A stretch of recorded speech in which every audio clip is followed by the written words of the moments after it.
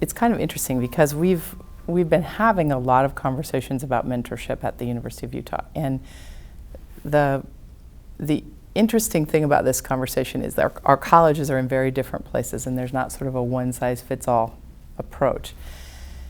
The traditional model of mentoring has been everybody who's new in the organization has a mentor, and we make sure that they have a mentor, and we give them access to someone who will, usually a person who knows something about their discipline, has some relationship in their work, and we think about that kind of a model.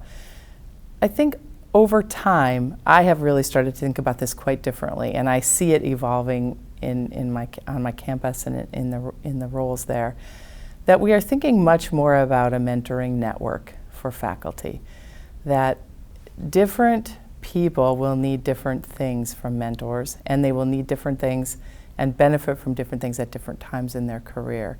There's a lot of value to having some advice and guidance from somebody who's not in your academic department, from a person who has perspective about the institution and the culture and maybe a long history in the institution, but isn't going to be in a directly evaluative role for a faculty member. I have seen that be a very important element of faculty mentoring. Also, the idea that sort of a one-size-fits-all, we can kind of assign everybody a mentor and check the box, we did it, we've executed on good practice, is pretty flawed notion. I have certainly observed faculty that were more and less receptive to mentoring and more interested in being mentored, and I've also seen mentors that were more and less adept. We've generally invested relatively little in preparing our mentors. I think that's an important element. And I think that we're experimenting with a couple of different sort of ways of mentoring faculty now. One of them that's in progress in the College of Humanities involves a very senior faculty member who's very skilled, and that person is mentoring in a community all of the new faculty this year. They have a weekly meeting.